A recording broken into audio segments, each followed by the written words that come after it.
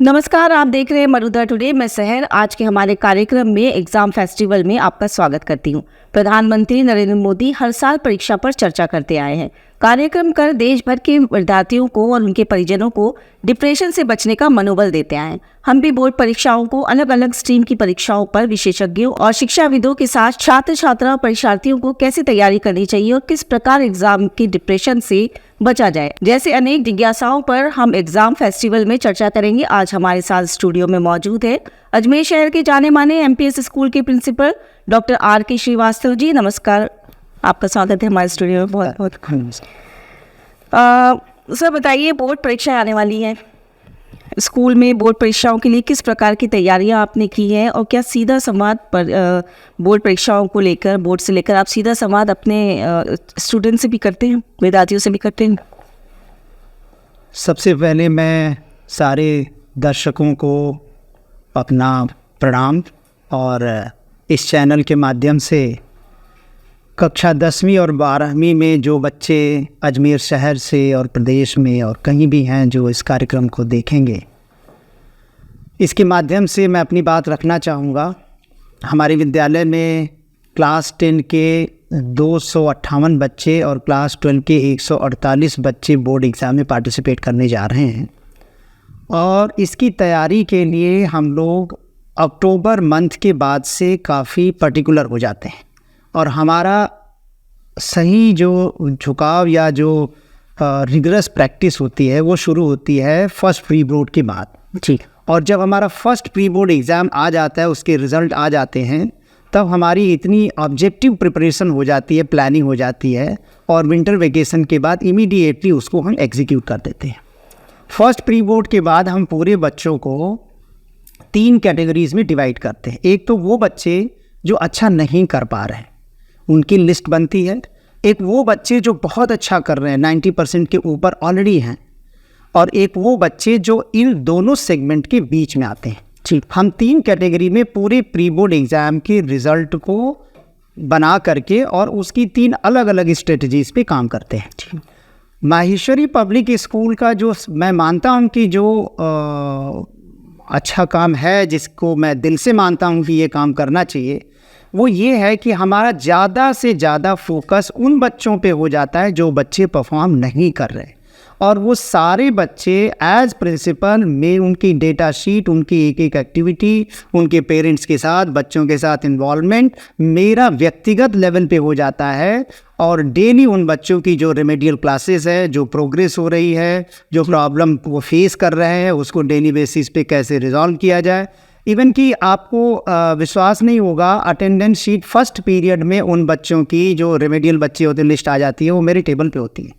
और कोई बच्चा एब्सेंट है, उसके पेरेंट को, बच्चे के पेरेंट को तुरंत हम कनेक्ट करते हैं, उनसे बात करते हैं कि बच्चा आपका आज स्कूल क्यों नहीं आया। एक ये लेवल है जिस पे हम बहुत ज़्यादा काम, समझ लीजिए कि बोर्ड एग्ज़ाम प्रिपरेशन में, क्योंकि मेरा ये मानना है कि अच्छे को बहुत अच्छा बनाना, उससे ज़्यादा बड़ा काम ये है कि जो बच्चा बिल्कुल नहीं कर रहा है, 20% रिज़ल्ट पे है, 30% रिज़ल्ट पे है, अगर उसको हम 60% रिज़ल्ट पे ले आए, 70% रिज़ल्ट पे ले आए, तो मैं मानता हूँ एज ए टीचर यही हमारी उपलब्धि है। इस पर हम ज़्यादा फोकस करते हैं। और जो बच्चे हायर एंड पे हैं, 90% एंड ऊपर हैं, उस पर मेरा सिर्फ इन्वॉल्वमेंट ये होता है कि उनकी परफॉर्मेंस को, उनको टीचर्स को बोलता हूँ कि इनको पॉलिश करो। ये अगर 92% पे हैं तो कैसे ये 94% पे जा सकते हैं, अगर ये ऑलरेडी 95% पे हैं तो कैसे 98% पे जा सकते हैं। और इनके लिए एक अलग सेगमेंट से टीचर की टीचिंग की प्लानिंग होती है। तो ये 2 तरीके की जो हमारा सेगमेंट है, इस पे मेरा व्यक्तिगत रूप से इन्वॉल्वमेंट रहता है, पेरेंट्स से भी, बच्चों से भी, टीचर से भी, तीनों एंगल पे मैं डेली बेसिस पे मॉनिटर करता हूँ। जो बच्चे टॉप कैटेगरीज में हैं, उसमें हमारी टीम बच्चों से इंटरेक्ट करती है और पेरेंट को इंगेज किए रहते हैं कि बच्चों को जब भी टीचर्स बुलाते हैं, क्योंकि मैडम उनको डील करने का ना हमारा पूरा टाइम स्लॉट वो सब अलग होता है। जो हमारा टॉपर बच्चा है, अगर उसको एक सब्जेक्ट की प्रॉब्लम है, वो उसी पर्टिकुलर सब्जेक्ट के लिए आएगा, 45 मिनट स्कूल में रहेगा, 1 to 1 वो टीचर से इंटरेक्ट करेगा और उसकी प्रॉब्लम रिजॉल्व होते और वो घर चला जाएगा ताकि अपने टाइम को यूटिलाइज करे। जी। जो बीच का सेगमेंट बचा, जिसमें एवरेज बच्चे हैं, उनके लिए हम एक प्लान बना देते हैं, टीचर्स को दे देते हैं, उनको गाइड कर देते हैं। उस पे हमारा इन्वॉल्वमेंट व्यक्तिगत रूप से उतना नहीं होता है जितना मेरा लोअर सेगमेंट पे होता है या टॉप सेगमेंट पे होता है।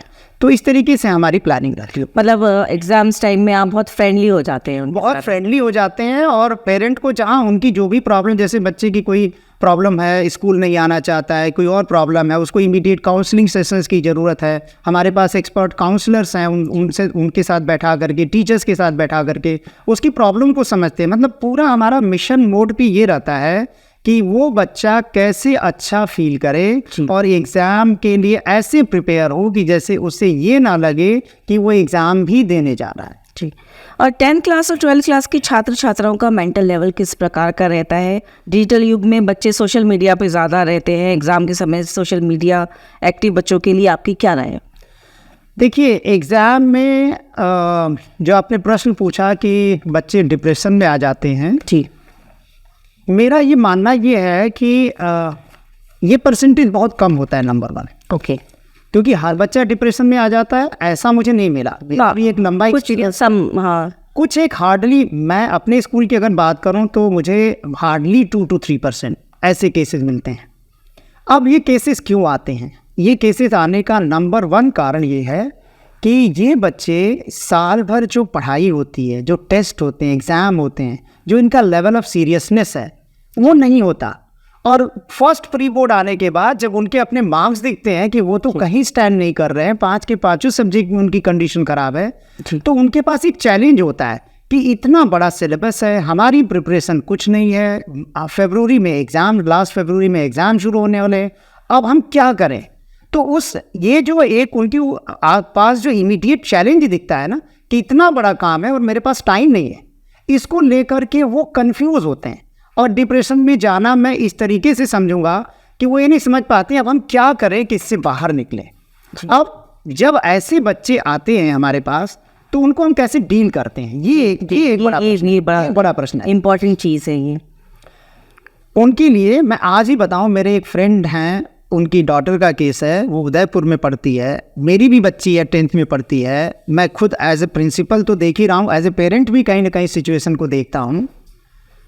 तो मैं इसमें गाइड करना चाहूँगा कि जो बच्चे डिप्रेशन में आ जाते हैं, जिनकी प्रिपरेशन बहुत अच्छी नहीं है और हायर एंड पे परफॉर्म नहीं कर सकते, उनके लिए पास होना एक चैलेंज है, फर्स्ट डिवीज़न लाना एक चैलेंज है, उनके लिए हम 2-3 सुझाव देते हैं। जी, एक तो ये सुझाव देते हैं कि आप कंफर्टेबल रहो, बोर्ड एग्ज़ाम में जब पार्टिसिपेट करोगे और आप साल भर स्कूल आए हो तो आप कुछ ना कुछ लिखोगे। जी, जब आप लिखोगे तो ये मैं गारंटी देता हूँ आप ज़रूर पास हो जाओगे, अगर आप मेंटली अंदर से ये फील कर रहे हो कि नहीं मैं तो पास हो जाऊँगा। जी, ये एक भावना डेवलप करो कि तुम फेल नहीं होगे, जरूर पास हो। जैसे वो एक साइकोलॉजी बना, क्योंकि वो अंदर से जब अच्छा फील करने लगेगा ना, obviously, तो उसके साथ कोई भी मेडिसिन आप ट्रीटमेंट दोगे वो काम करेगी। तो एक तो हम ये करते हैं। दूसरा हम ये करते हैं मैम कि ये बच्चे वो हैं जो पूरा सिलेबस नहीं तैयार कर सकते।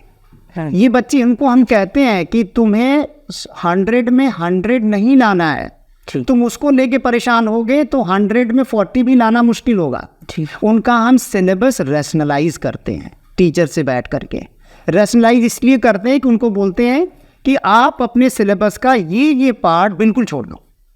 आज ही मेरी एक मैथमेटिक्स में बच्ची है, उसके सिर्फ 20 मार्क्स आए हैं, मैं एग्जांपल दे रहा हूँ, उनके पेरेंट्स से बात कर रहा था। हमने कहा सबसे पहले उस बच्ची को आप ये देखो कि अगर 10 चैप्टर्स हैं तो 4 चैप्टर्स 5 चैप्टर्स वो कौन है जिसमें वो कहे कि मैं इसमें कंफर्टेबल हूँ, बाकी चैप्टर्स बोलो कि वो बिल्कुल टच ना करें। क्योंकि ऐसे बच्चों को क्या होता है, आप बिट बाई बिट प्रोसीड कर। जब वो 4 चैप्टर कंफर्टेबल है, उसमें से कोई आप क्वेश्चन दो सॉल्व कर लेगी, उसका रिजल्ट 35-40% तक पहुंच गया, तो आप बोलोगे कि बेटा आप 40% तक आ गए, अब इसमें से एक चैप्टर कौन है जो आप और ऐड कर सकते हैं। तो हम बच्चों को यहाँ से पुश स्टेप बाय स्टेप तो ये हम प्लान करते हैं जिससे कि बच्चे जहाँ पे हैं वहाँ से काफ़ी आगे निकल जाते हैं। आपके द्वारा बोर्ड परीक्षाओं को लेकर किस प्रकार की काउंसलिंग बच्चों को दी जाती है? बोर्ड परीक्षाओं को लेकर के जो काउंसलिंग दी जाती है वो ये दी जाती है कि जब आप बोर्ड एग्ज़ाम में पार्टिसिपेट करेंगे तो आप जो पूरा सिलेबस पढ़े हैं उसको सिलेबस को जब आप लास्ट डेज में होते हैं अपनी प्रिपरेशन के, जी, तो आप उसको बैठ कर के माइंड में कंसेप्ट को रिकॉल करो कि चैप्टर 1 में ये था, चैप्टर 2 में ये था, ये कंसेप्ट ऐसे आएगा, ये डायग्राम आएगा, तो इसके पार्ट्स ये हैं, हम ये बना देंगे। उसको एक मेडिटेशन स्टेट में ले जाओ आप, क्योंकि आप बहुत पढ़ चुके हो, बहुत लिख चुके हो, आप लिख भी लेते हो। अब आपके साथ प्रॉब्लम ये है कि आप भूल ना जाओ। तो भूलने के लिए अगर आप लिखने लगोगे तो आपको बहुत टाइम चाहिए। जब आप एक ना मूवी की तरह अपने माइंड में उन चीज़ों को धीरे धीरे ऐसे एब्स्ट्रैक्ट थिंकिंग से उतारोगे कि नहीं, चैप्टर 1 में पहला कंसेप्ट ये था, इसमें डेफिनेशन आएगा तो ये है, सेकंड में ये चैप्टर है, इसका अगर फार्मूला आएगा तो ये है। अगर इस तरीके से जब आप बार बार उसकी कंसेप्ट की चर्निंग करोगे तो वो आपके माइंड में वो सारे कंसेप्ट एक परमानेंट सेट की तरह बैठ जाएंगे। कई बार ये भी देखा जाता है कि बच्चे पूरी तरीके से प्रिपेयर होते हैं एग्ज़ाम के लिए, लेकिन जब हम एग्ज़ाम टेबल पे बैठते हैं तो उस वक्त उनका माइंड काम करना बंद कर देता है। ये होता है, ये देखिए नेचुरल है। हम भी कहीं किसी एक्टिविटी में पहली बार पार्टिसिपेट करते हैं, आप चैनल पे बुलाए हैं बातचीत करने के लिए, तो मेरा भी ये पहला एक्सपीरियंस है। तो हम जीवन में ये एक देखिए ह्यूमन नेचर है, हम अपने जीवन में कोई भी काम जब पहली बार करेंगे तो एक कितना भी हम कॉन्फिडेंट हों, कॉम्पिटेंट हों, पर एक हेजिटेशन ज़रूर आता है। आप ड्राइविंग सीख रहे हो, जब आप भले ही आपको ड्राइविंग सिखाने वाला बगल में बैठा हुआ है, लेकिन जैसे ही आप पहली बार ड्राइविंग सीट पे बैठोगे तो आपको एक एंजाइटी फील होगी। अब बच्चे जब पार्टिसिपेट करते हैं, नेचुरली बोर्ड एग्ज़ाम है, स्कूल के एग्ज़ाम्स होते हैं तो उनकी ज़्यादा से होती है कि सर से रिक्वेस्ट कर लेंगे, टीचर से रिक्वेस्ट, पर बोर्ड में तो पेपर पॉसिबल नहीं है। इसमें बीट करने का जो मेथड होता है, इसमें मैंने जो फील किया है प्रिंसिपल कि क्लास 10 के बच्चों को थोड़ा ज़्यादा होती है, क्लास 12 की कम होती है। उसके 2 रीज़न है, क्योंकि बच्चे थोड़े ग्रोन अप हो चुके होते हैं, एज वाइज भी मैच्योरिटी लेवल भी होता है, और उससे भी बड़ी बात कि वो क्लास 10 की एग्जाम, बोर्ड एग्जाम प्रोसेस से एक बार थ्रू हो चुके होते हैं। तो क्लास 12 के लिए बच्चों के लिए फर्स्ट एक्टिविटी इन लाइफ नहीं होता है। इससे कि अगर 10th के बच्चों को पता होता है कि अब हमारा बोर्ड है, तो वो बोर्ड सुन के ही बहुत ज़्यादा घबरा जाते हैं कि बोर्ड है, मतलब बहुत बड़ी चीज़ हो रही है, जबकि होना कुछ नहीं है। होना नहीं, जो स्टडी आपने की है वही आपको वहाँ पे तो क्लास 10 के बच्चों के लिए, ये 10th के बच्चे भी ये ना फील करें, इसके लिए हम लोग थोड़ा सा करते हैं, क्योंकि बोर्ड एग्ज़ाम जब हम कंडक्ट करते हैं तो strictly as per protocol of board exam करते हैं। उनका आना, सीटिंग अरेंजमेंट, बैठना, क्वेश्चन पेपर रीडिंग टाइम, और वो सारी जो अरेंजमेंट है ना, उनको पूरा फील देते हैं कि आप अब ये सेंटर ही कोई और होगा, बाकी सारी चीज़ें एज इट इज़ कंडक्ट होंगी। आजकल एक वजह और देखी गई है कि पेरेंट्स हैं या फिर नेबर्स हैं, वो बहुत ज़्यादा प्रेशराइज करते हैं मार्क्स को लेके, रैंक को लेके। क्या ये होना चाहिए? हाँ, ये एक बड़ा प्रश्न है, लेकिन इसमें मेरा कहना है कि अब जो सिनेरियो कोरोना के बाद हुआ है इंडिया में और पूरे वर्ल्ड में जी, अब हालात बदल रहे हैं, और अब ऐसे पेरेंट्स का परसेंटेज मैं फील कर रहा हूँ कि कम हो रहा है। पेरेंट्स भी अब सजग हो रहे हैं, और जो एक्सपोजर मिल रहा है लोगों को, जैसे मैं एग्जांपल दूँ, 12th में बच्चा है, उसका रिजल्ट नहीं निकला, फॉरेन यूनिवर्सिटी में एडमिशन हो गया। कैसे हो गया एडमिशन? रिजल्ट तो आया नहीं, परसेंटेज तो पता नहीं। तो आजकल जो कॉलेज एजुकेशन में जो एडमिशन का जो प्रोसेस है वो बहुत ही इनोवेटिव है, बदल चुका है।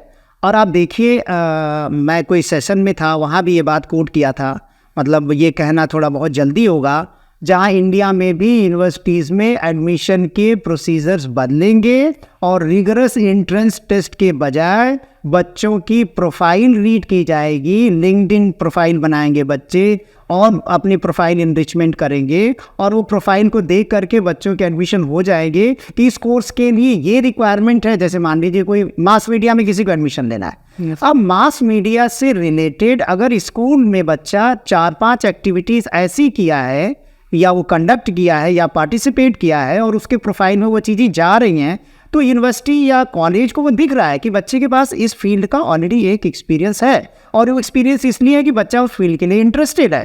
तो सवाल ये नहीं कि वो बच्चे का 98% है, सवाल ये है कि बच्चा ये इसके लिए बना हुआ है, इंटरेस्टेड है।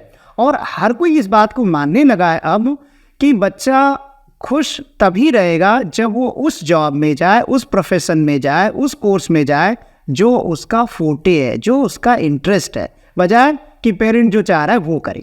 पहले पेरेंट्स प्रेशराइज करते हैं कि तुम्हें डॉक्टर ही बनना है, तुम्हें इंजीनियर ही बनना है, लेकिन आजकल पेरेंट्स भी उस चीज़ को समझ चुके हैं कि बच्चों के ऊपर छोड़ दो कि उन्हें क्या करना है। बिल्कुल सही सही कहा आपने। अब ये सिनेरियो मैम चेंज हो रहा क्या है, है? क्योंकि आपको एक और इसी में उदाहरण दूं मैं, क्योंकि बच्चे भी बहुत अग्रेसिव हो गए हैं। बहुत एग्रेसिव हो गए हैं और बच्चों में अवेयरनेस लेवल भी बहुत ज़्यादा है। जी। बच्चे आज के वो बच्चे नहीं जो आज के 10 साल पहले क्लास 12 के बच्चे Yes, थे। yes. आज उनका लेवल ऑफ अवेयरनेस बहुत ज़्यादा है और उनको चीज़ें पता होती है कि हमें लाइफ में क्या करना है।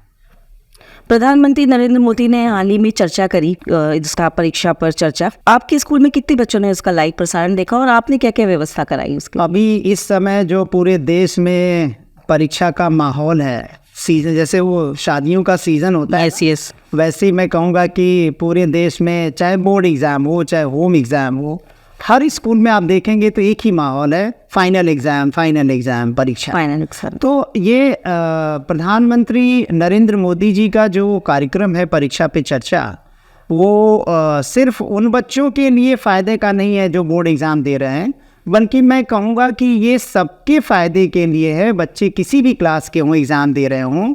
और दूसरा, इस बार जो परीक्षा पे चर्चा कार्यक्रम का जो कवरेज था, उसमें आपको मैं बताऊं, जो लास्ट ईयर हुआ था पीपीसी और जो इस साल हुआ है पीपीसी, उसमें जो मेजर चेंज था वो ये था कि इस बार क्लास 6 से बच्चों को इंक्लूड किया गया था इस प्रोसेस में, कि क्लास 6 से 12th के बच्चे पूरे पार्टिसिपेट करेंगे। ये पहली बार हुआ है परीक्षा की चर्चा कार्यक्रम में।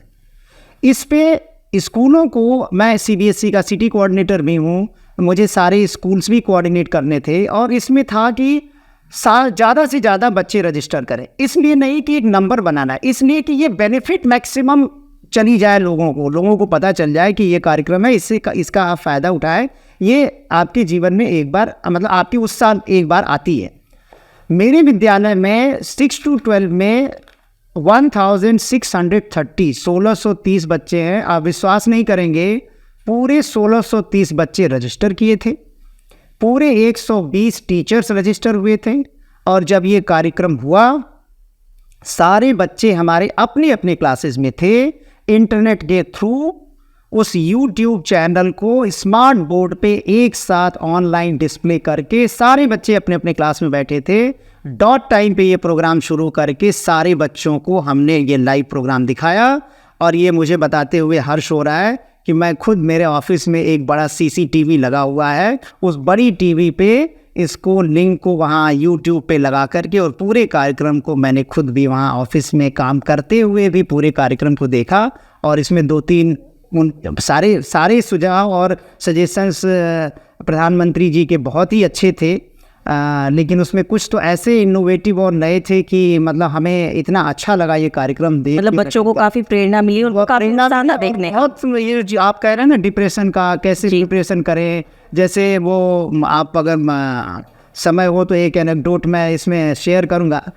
प्रधानमंत्री जी ने कहा कि बच्चे पढ़ते हैं, पढ़ करके वो सोचते हैं कि मेरा चैप्टर तैयार हो गया, पढ़ लिया, हाँ तैयार हो गया, पढ़ लिया, हाँ तैयार हो गया। पर एक्चुअली चीज़ों को पढ़ के समझ लेना और पढ़ के चीज़ों को याद रखना ताकि एग्ज़ाम में लिख पाएँ, ये 2 अलग चीज़ें हैं। जी। उन्होंने एक एग्जाम्पल इतना अच्छा दिया था कि जैसे हमारा कोई, मान लीजिए कोई फेवरेट सॉन्ग है ना, हमें कोई गाना है बहुत अच्छा लगता है, उसकी म्यूज़िक प्ले कर दीजिए। म्यूज़िक प्ले होते ही चूँकि आपका वो बहुत लविंग सॉन्ग है, तो उस सॉन्ग के साथ आप झूमने लगते हैं और उस सॉन्ग के साथ झूमते झूमते आप उसकी लिरिक्स को गाने भी लगते हैं और आप आनंद लेते हैं और आपको अच्छा लगता है, आप गाने भी लगते हैं। प्रधानमंत्री जी ने ये बोला कि अब उस गाने को, जो कि बहुत अच्छा है, और आप जब सॉन्ग चल रहा है तो आप लिरिक्स भी गा ले रहे हो, आप उस सॉन्ग को बंद कर दीजिए और उसकी लिरिक्स को बिना सॉन्ग प्ले किए आप लिखना शुरू करिए। आप देखेंगे कि जब आपके साथ एक सपोर्ट सिस्टम था तब तो आप उसकी लिरिक्स को गा ले रहे थे, सपोर्ट सिस्टम हटा दिया तो आप नहीं लिख पा रहे। इसका मतलब आपको अच्छा तो लग रहा है, आपको फील तो हो रहा है कि ये गाना की लाइन मुझे याद है, पर रियली याद नहीं है, क्योंकि आप उसकी लिरिक्स, उसको ऑडियो को बंद करने के बाद आप नहीं लिख पा रहे। इसलिए उन्होंने ये प्रेशराइज किया कि आप लिखने की प्रैक्टिस करो। जितना ज़्यादा लिखोगे आपका कॉन्फिडेंस बढ़ता चला जाएगा। एमपीएस स्कूल काफ़ी पॉपुलर है, काफ़ी लोगों से हमें अप्रोच लगानी पड़ती है, पेरेंट्स को, अभिभावकों को। बहुत पहले से फॉर्म के लिए बहुत बेचैन है, मतलब फॉर्म आते ही वो चाहते हैं कि आज ही हम इस फॉर्म को फिल कर दें। इतने कम समय में, कम समय तो नहीं, फिर भी बोला जाएगा कि बहुत ही शॉर्ट टाइम में बड़ा नाम एमपीएस ने कमाया। एजुकेशन में भी काफ़ी अच्छे बहुत से ऐसे बच्चे निकले हैं जिन्होंने काफ़ी मुकाम हासिल किए हैं। इसकी भी कोई वजह हमें बताइए आप। देखिए, ये ऐसा आपने प्रश्न पूछा जिसका उत्तर शायद लंबा हो जाए। कोई बात नहीं, आप मुझे बहुत गर्व है कि मैं ऐसे स्कूल का प्रिंसिपल हूँ जिसका शहर में नाम है, और इसका शॉर्टकट में मैं अगर क्रेडिट देना चाहूँ तो मैं, जो हमारे टीचर्स हैं नंबर 1 जी, वो इतने डेडिकेटेड हैं काम को लेकर के, और इतना अच्छा सिस्टम अंदर का बच्चों के साथ वो करते हैं कि एक होता है कि स्कूल है जहां आप मतलब उनके छोटी छोटी चीज़ों के लिए भी इंस्ट्रक्शंस या उनके पीछे पड़े रहें, आप बताते रहें। मैं लकी हूं कि हमारा स्टाफ बहुत डेडिकेटेड है, तो पहली बड़ी क्रेडिट तो मैं टीचर्स और अपने स्टाफ को दूंगा। दूसरी क्रेडिट होगी कि जो हमारा सिस्टम है उसको, उसका पेरेंट का पूरा सपोर्ट है। वो बहुत सपोर्ट करते हैं हमारे सिस्टम को। कोई नई चीज़ हम लेके आते हैं, कुछ चीज़ों में कोई सुधार करते हैं, कोई और प्लान देते हैं, चाहे डिसिप्लिन का मैटर है, कोई और मैटर है, उसमें स्ट्रिक्ट होते हैं, लोग सपोर्ट करते हैं। डिसिप्लिन का मैटर है, कोई हम एक्शन लेते हैं, कुछ करते हैं, लोग कहते हैं नहीं sir, in the larger interest of school ये होना चाहिए, और उसमें सपोर्ट करते हैं। तो पेरेंट का जो सपोर्ट है, पेरेंट का जो सहयोग है, वो भी एक बड़ा फैक्टर है। बाकी हमारे पीछे जो मैनेजमेंट है, जो स्कूल की डेवलपमेंट के लिए जो भी चीज़ें मैं आगे बोलता हूँ कि ये होनी चाहिए, उसको मानते हैं। और मैं कहूँगा, देखिए, एमपीएस का जो सबसे बड़ा फैक्टर है ना, मैं आपको बोलूँ, हमारे पास 45-50 हज़ार की फ़ीस के ब्रैकेट वाला स्कूल है, और ये एक मैं मानता हूँ कि मीडियम या लोअर मीडियम इनकम ग्रुप के पेरेंट को केटर करते हैं हम। और उनकी जो एस्पिरेशन है कि हमारा बच्चा इस स्कूल में जा रहा है तो कुछ ना कुछ बन जाएगा, ये जो उनकी फीलिंग है, भावना है, ये हमें बहुत आगे ले जाती है। और शहर में जो स्कूल के अंदर जो आप एडमिन का पार्ट कह लीजिए और कह लीजिए, मैं आपको रियली बता रहा हूँ, आप कभी आप आए स्कूल में, देखें, टीचर से बात करें, इंटरव्यू करें, स्टाफ से करें, बच्चों से करें। जो सबसे स्ट्रॉन्ग फैक्टर मैं मानता हूँ, बहुत ही डेमोक्रेटिक सेटअप है हमारा। कोई इसमें ऐसा नहीं है कि किसी ने कह दिया इसलिए यही होगा, चाहे वो गलत भी हो। कि वो जो डेमोक्रेसी है हमारे अंदर, सबको अपनी बात कहने की से है, वो अपनी बात रख सकता है। जो सही है उसको सभी सही मानेंगे, जो गलत है उसको सभी गलत मानेंगे। तो हमारा मैनेजमेंट के पार्ट को इंक्लूड करके मैं कह रहा हूँ, मैनेजमेंट, प्रिंसिपल, टीचर्स, स्टूडेंट्स, सब इतने डेमोक्रेटिक और डिफाइंड सिस्टम में हैं कि किसी को कोई डिसकंटेंटमेंट नहीं होता, असंतोष नहीं होता, असंतुष्टि नहीं होती। और कोई बात होती है तो अक्रॉस द टेबल बात करते हैं और उसको वहीं हाथों हाथ रिजॉल्व करते हैं, कोई लिंग और। तो ये लोगों को एक विश्वास है कि यहाँ अननेसेसरली आप परेशान नहीं होंगे, आप एक अच्छी इन्वायरमेंट में। आरटीई में भी 25% पे आप फॉलो करते हैं? आरटी के गाइडलाइन जब से इम्प्लीमेंट हुई है माहेश्वरी पब्लिक स्कूल में, पूरे के पूरे 25% एडमिशन हम करते हैं, हर साल करते हैं। और अब जो गवर्नमेंट का सिस्टम है आरटी एडमिशन को लेकर के, मैं आपके माध्यम से ये भी कहना चाहूँगा कि कोई सिस्टम इतना अच्छा हो गया है आरटी का गवर्नमेंट के लेवल पे कि कोई स्कूल अपनी मनमानी करना भी चाहे तो आरटी एडमिशन को लेकर के उसके हाथ में कोई भी चीज़ें नहीं है। सिटी कोऑर्डिनेटर होने के नाते आप बताएंगे अजमेर सिटी से कितने बच्चों ने इस प्रधानमंत्री नरेंद्र मोदी के कार्यक्रम में भाग लिया? देखिए, हम लोग जो मिशन मोड पे काम किए थे, सारे स्कूलों को रिक्वेस्ट भेजी थी कि बच्चों को रजिस्टर करिए, बच्चे पार्टिसिपेट किए। और रीजनल ऑफिसर श्री श्याम कपूर जी का इसमें व्यक्तिगत रूप से इन्वॉल्वमेंट था, मिनिस्ट्री से भी इंस्ट्रक्शंस थे, और डेली बेसिस पे मॉनिटरिंग हो रही थी कि कितने बच्चे रजिस्टर हुए, कितने टीचर्स रजिस्टर हुए, पेरेंट्स कितने रजिस्टर हुए, क्या सिस्टम फॉलोअप किया जा रहा है। मेरा जो सिस्टम था और जो फीडबैक लास्ट डेज़ में हम लोग गूगल फॉर्म के थ्रू कलेक्ट किए थे, मैं यही कह सकता हूँ कि एक सीबीएसई का सिटी कोऑर्डिनेटर होने के नाते सीबीएसई सिस्टम में अजमेर शहर में जितने स्कूल हैं, मैं समझता हूँ कि पार्टिसिपेशन 90% से ज़्यादा ही था। 90% से ज़्यादा था। मरुद्रा टुडे के माध्यम से देश प्रदेश में एग्ज़ाम हो रहे हैं, उनके विद्यार्थियों को आप क्या कहना चाहेंगे, क्या सलाह देना चाहेंगे? एक बार हमारे चैनल के माध्यम से दर्शकों को देखिए, चैनल के माध्यम से बच्चों को जो board exam 10th and 12th के पार्टिसिपेट करने जा रहे हैं, क्योंकि अब समय बहुत कम है, क्योंकि कुछ सब्जेक्ट्स के एग्ज़ाम बहुत पहले शुरू हो जाएंगे जी। अभी 12th क्लास के बच्चे बोर्ड एग्ज़ाम में ऑलरेडी काफ़ी बिजी हैं, उनके प्रैक्टिकल एग्ज़ाम्स चल रहे हैं जी। कुछ स्कूलों ने कंप्लीट कर लिए हैं, कुछ स्कूलों में भी चल रहे हैं, तो वो प्रैक्टिकल एग्ज़ाम में भी बिजी हैं और उनके एग्ज़ाम भी शुरू हो जाएंगे। तो मैं बच्चों को यही कहना चाहूँगा कि आपकी प्रिपरेशन जिस भी लेवल पे है, आप अंदर से अच्छा फील करें, कॉन्फिडेंट फील करें और किसी भी टाइप की एंजाइटी या डिस्ट्रेस आप अपने अंदर ना आने दें। इसको करने के लिए आप चाहें तो एक एक्टिविटी तो ये करें कि चाहे कितना भी आपका प्रिपरेशन हुआ है चाहे नहीं हुआ, जैसे लगे आपको कि अब मेरे पास ये करने का टाइम थोड़ी है, मेरा तो कोर्स ही इतना बचा है, आप आधा घंटा कोई फिजिकल एक्टिविटी स्पोर्ट्स ज़रूर खेलें। इससे क्या होगा, आपको एक मेंटल ब्रेक मिलेगा।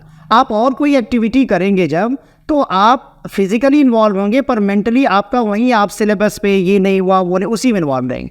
लेकिन जब आप ग्राउंड में होंगे, फुटबॉल खेल रहे होंगे, तो आपका पूरा माइंड फुटबॉल की बॉल पे होगा कि वो गोल में आने वाला है, मुझे कैसे बचाना है। और आप उस एक जो मैथमेटिक्स के एक्सरसाइज से जिसमें आप उलझे हुए थे, उसमें आप आधे घंटे बाहर हो जाएंगे।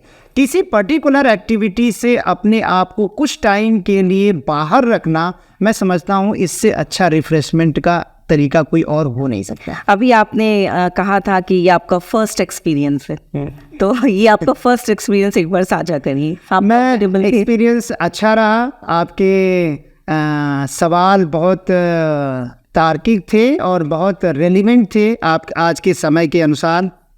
और इन दिनों में जबकि सारे स्कूलों में परीक्षाएं आयोजित करने का प्रोग्राम चल रहा है, और मैं चाहूँगा कि मेरे संदेश से आपके चैनल के थ्रू और बच्चों तक जो मैसेज जाएगा, पेरेंट्स को जो मैसेज जाएगा, इससे अगर कुछ इनपुट ले सके और अपने बच्चों को कुछ अच्छा गाइड कर सके, मैं समझूंगा कि ये कार्यक्रम बहुत अच्छा था, सफल था। जहाँ तक मेरी एंग्जाइटी की बात है, जो आपने पूछा, तो जब आपने कैमरा ऑन होने से पहले मेरे को बताया कि ये इस तरीके से हम कार्यक्रम कर रहे हैं और आपका इंटरव्यू लेंगे, तो मुझे वही याद आया कि शायद 10th का बच्चा जब पहली बार बोर्ड में जाता होगा तो ऐसे ही होता होगा।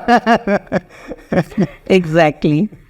आपका बहुत बहुत धन्यवाद, आप हमारे कार्यक्रम में पधारे और विद्यार्थियों के साथ अपने साझा किया। थैंक यू सो मच कि आपने मुझे ये प्लेटफॉर्म पे मौका दिया और मुझे भी बहुत अच्छा लगा। फिर जल्द मिलेंगे बच्चों के एग्जाम से तनावमुक्त रखने के लिए किसी नए शिक्षाविद के साथ। जब तक के लिए देखते रहिए मरुद्रा टुडे। चलो तनाव पर काबू पाते हैं, जीवन को उत्सव के रूप में मनाते हैं, परीक्षा पे चर्चा में आते हैं। अपनी क्षमता, अपनी प्रायोरिटी, अपनी आवश्यकता, अपने इरादे, थोड़ा हर अपेक्षाओं को उसके साथ जोड़िए। परीक्षा पे चर्चा। देश दुनिया और शहर की खबरों की जानकारी के लिए देखते रहिए मरुद्रा टुडे। मरुद्रा टुडे के चैनल को सब्सक्राइब करें, नीचे दिए गए बेल आइकन को प्रेस कर लाइक, कमेंट और शेयर करें।